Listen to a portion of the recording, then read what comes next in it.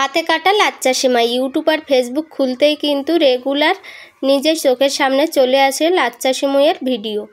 তো আমিও বানিয়ে ফেললাম আজকে বাড়িতে। তো কেমন হয়েছে কিন্তু ভিডিওটা শেষ পর্যন্ত স্কিপ না করে দেখবেন আর কমেন্ট করে জানাতে কিন্তু ভুলবেন না।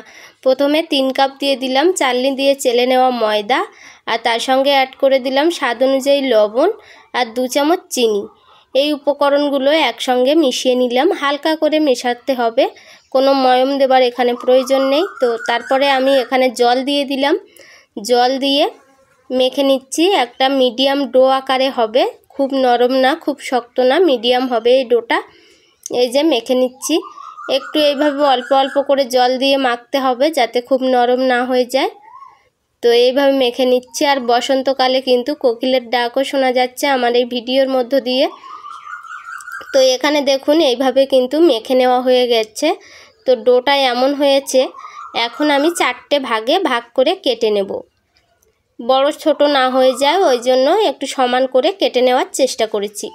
তো এখানে কেটে নেওয়া হয়ে গেলে এই গোল বল আকারে এগুলো বানাবো। একটু হাত দিয়ে গোল করে নেব এই ডোগুলো। তো ভালো করে গোল করে নেবার পর এই বাটির মধ্যে রেখে কিন্তু ঢাকা দিয়ে রাখছি। আর এর মধ্যে আরও একটা প্লেট নিয়ে নিয়েছি এখানে। আর এখানে বাটার গলিয়ে নিয়েছি 1 বাটি মতো, ছোট বাটির 1 বাটি, আর 1 বাটি নিয়ে নিয়েছি সাদা তেল। আর এর সঙ্গে অ্যাড করে দিচ্ছি কর্নফ্লাওয়ার। কর্নফ্লাওয়ারটা দিয়ে ভালো করে মিশিয়ে নিচ্ছি। এখানে 4 চামচের 2 চামচ কর্নফ্লাওয়ার দিয়েছি। আর এখন এই উপকরণগুলো ভালো করে মেশানোর পর দেখুন কেমন দেখতে লাগছে, এমনটা কিন্তু হবে। আর এখানে এই বাটারটা গলিয়ে নেওয়ার সময় এটা কিন্তু গরম করার পর একটু ঠান্ডা করে এই উপকরণগুলো একসঙ্গে মেশাতে হবে। যে বলগুলো আমি রেডি করে ঢেকে রেখে দিয়েছিলাম সেই 4টেকে এইভাবে একটু ছিদ্র করে দিচ্ছি। ছিদ্র করে কর্নফ্লাওয়ার তেল বাটারের মিশ্রণের মধ্যে ডুবিয়ে রাখলাম। এখন এইভাবে ডুবিয়ে রাখার পর কিন্তু ঢাকা দিয়ে রাখবো। আর এইভাবে বাটারের এই মিশ্রণটা ভালোভাবে উপরে তুলে তুলে দেব যাতে প্রতিটার গায়ে এইভাবে লেগে যায়। তো এখন ঢাকা দিয়ে রাখলাম প্রায় 25 মিনিটের মতো। 25 মিনিট পর আমি চলে আসলাম। তো এবার তুলে নিলাম একটা, নিয়ে ভালো করে হালকা হাতে এইভাবে গোল করে নিতে হবে। খুব বেশি কিন্তু টানাটানি করে গোল করলে হবে না। এইভাবে হালকা হাতে গোল গোল করে একটার উপরে আরেকটা এইভাবে পেঁচ দিয়ে দিতে হবে।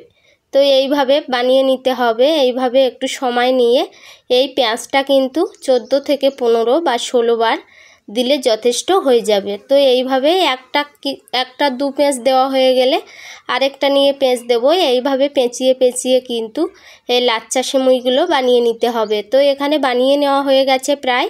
আর এইভাবে লাস্টের দিকে কিন্তু আরও কিছুটা হালকা হাতে ধরে পাকিয়ে পাকিয়ে নিয়ে এই পেঁচগুলো দিয়ে দিতে হবে। তো এখন দেখিয়ে দিচ্ছি। এখন একটু বড় সাইজের আছে, এখনও আমি একটু হালকা হাতে পাকিয়ে নেব। তো এইভাবে পাকিয়ে নেবার পর আমি আবারও দেখাচ্ছি কেমন হয়েছে। তো আমি ফার্স্ট টাইম বানালাম এই লাচ্চা সেমাই। তো দেখে কিন্তু অবশ্যই কমেন্ট করে জানাবেন কেমন হয়েছে। তো এখানে আরও আমি পাক দিয়ে নিলাম অনেকবার, প্রায় 15 থেকে 16 বার এইভাবে পাক দিয়ে নিয়েছি। একটা করে পাক দিয়ে রেখে দিয়ে আরেকটা করে পাক দিয়ে নিয়েছি।